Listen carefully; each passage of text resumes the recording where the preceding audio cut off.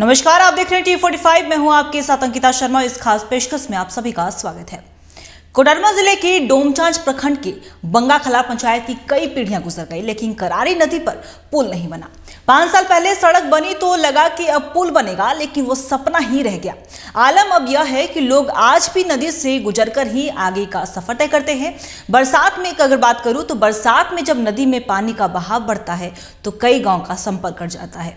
इसे देखने के लिए देखें हमारी खास रिपोर्ट।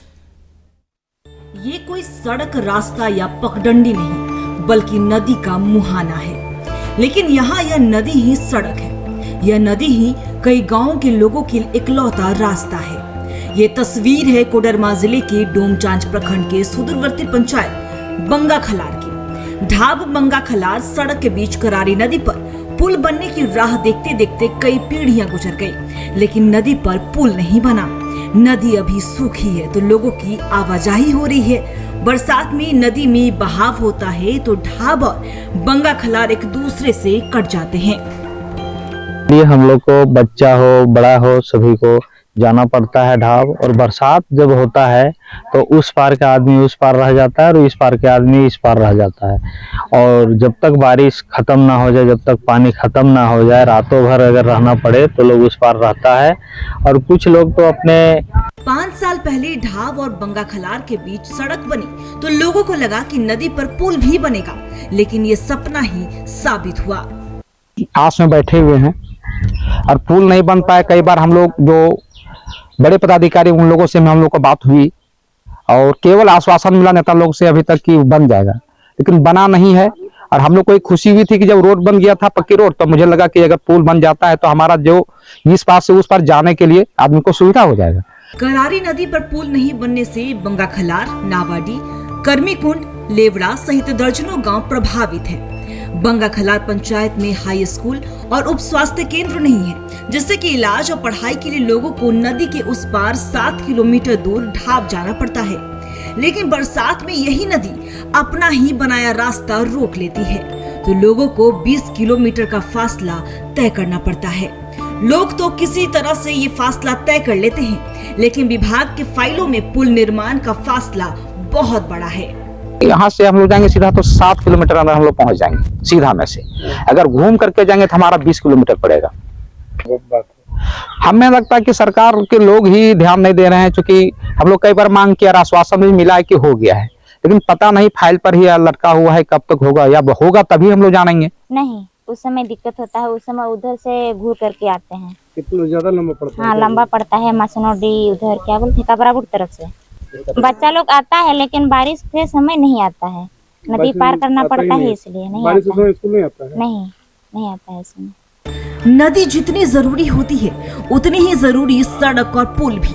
विभाग को इतना तो समझना ही चाहिए। खैर, पुल ना होने से कई बार अनहोनी भी हो चुकी है। इसके बावजूद लोगों को अपने सरकार से उम्मीद है कि एक न एक दिन पुल भी बनेगा।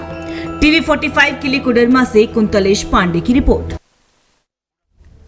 तो आपने ये तस्वीर कोडरमा से देखी, जहां पर अभी भी कहीं ना कहीं लोग मूलभूत सुविधाओं से वंचित हैं। इसी खबर पे और भी ज्यादा जानकारी के लिए हमारे संवाददाता कुंतलेश पांडे हमारे साथ बने हुए। कुंतलेश, देखिए कोडरमा से ये कोई पहली तस्वीर नहीं, पहले भी हमने इसके बारे में चर्चा की थी, और ऐसे में एक और तस्वीर निकलकर सामने आती है कोडरमा के बंगाखलार की, जहाँ कई पीढ़ियां गुजर गई कुंतलेश, लेकिन अभी भी कहीं ना कहीं सड़क के रूप में नदी का सहारा लेकर लोग पार करते हैं, कहीं दूसरी जगह जाते हैं। ऐसे में आप वहां पे गए, क्या कुछ वहां की तस्वीर थी, आप बताइए कुंतलेश।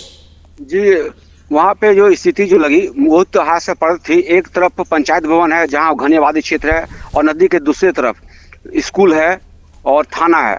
बच्चे और बच्चे छात्र स्कूल पढ़ने आती हैं। बरसात के दिन में स्कूल का रास्ता बंद हो जाता है, चूंकि नदी में पानी होता है, बहाव तेजी होता है, काफी गहरी नदी है, पानी ज्यादा आता है तो रास्ता बंद हो जाता है। प्लस और बाय रोड घूम के आवे तो तकरीबन 20 किलोमीटर पड़ता है घूम के आने में। लोग सब सक्षम नहीं 20 किलोमीटर आने में। ऐसे 7 किलोमीटर 6 किलोमीटर पड़ता है तो आज सक्षम है, लोग आ जाते हैं। समस्या है कि जिधर का बंगाखलार क्षेत्र जो है घनी आबादी क्षेत्र है, और जस्ट उससे ढाब जो है कम आबादी क्षेत्र है, लेकिन चूंकि उधर पंचायत भवन स्कूल है, थाना है, तो लोग आना जाना करता है। लोगों ने बताया कि बातचीत के दौरान बहुत ग्रामीण बता रहे थे कि कई बार कुछ लोग भी बह गए, एक बार थाना गाड़ी भी बहाव में तेज में थोड़ा सा आगे खसक गया था। तो कैसा घटनाएं अक्सर होती रहती है जी। देखिए कुंतलेश, अगर हम बात करें, अगर इतनी समस्या है और लगभग अगर बात करूं तो 5 साल ऐसे हुए कि सड़क बनी, लेकिन जो लगा कि अब पुल भी बनेगा, लेकिन कहीं ना कहीं वो सपना ही रह गया यहाँ के लोगों के लिए। तो ऐसे में क्या जनप्रतिनिधि भी महज कोरम अपना पूरा करते हैं? क्या इन गांव वालों की समस्या को अधिकारियों तक नहीं पहुंचाते हैं? जी, समस्या तो इलाका में बहुत है। कई तरह की समस्याएं उस इलाके में है। जल की समस्या है, रोड सड़क की समस्या है। हालांकि सड़क पुल नदी के दोनों ओर बन गया है और सड़क की ऊंचाई और नदी के सतह की ऊंचाई तकरीबन 30 फीट लव है। तो ऐसे में लोगों को परेशानी होती है। और भी कई समस्याएं इलाके की है, जिसमें जनप्रतिनिधि आते हैं, वादा करे जाते हैं, लेकिन फिर भी कुछ होता नहीं है। मुखिया ने भी कहा था कि मैं पहले पुल बनवाऊंगा, लेकिन मुखिया भी अपस्त है, प्रशासन उनकी बात सुनती नहीं। मुखिया ने कहा कि मेरी बात प्रशासन सुनता नहीं, हम क्या कर सकते हैं जी। कुंतलेश, आपका बहुत बहुत शुक्रिया तमाम जानकारी के लिए। आप बने रहिए खबर पे, हम आपसे लगातार अपडेट लेते रहेंगे। तो ये थे हमारे साथ हमारे संवाददाता कुंतलेश ने, जिन्होंने आपको वहां की आंखों देखिए वो कहानी बताई कि किस तरीके से वहां के लोग अभी भी मूलभूत सुविधाओं से कहीं ना कहीं वंचित हैं। देखिए, आज़ादी के इतने साल बीत गए हैं और लगातार ये दावा किया जाता है कि सब कुछ मुहैया कराया जा रहा है, पक्की सड़क चाहे की बात कर ले या फिर साफ पानी की बात कर ले, लेकिन कहीं ना कहीं वो सिर्फ फाइलों में सिमटती हुई नजर आती है। विभाग के अधिकारी ना वहां पे पहुंचते हैं, ना जायजा लेते हैं। ऐसा लगता है कि मानो पहुंच चुके हैं, नक्शा भूल चुके हैं वहां के गांव का। तो ऐसे में साफ तौर पर उनसे भी यही अपील रहेगी कि अब देखने वाली बात होगी कि विभाग की कब नींद खुलती है और कब वहां के लोगों को इस समस्या से निजात मिलता है।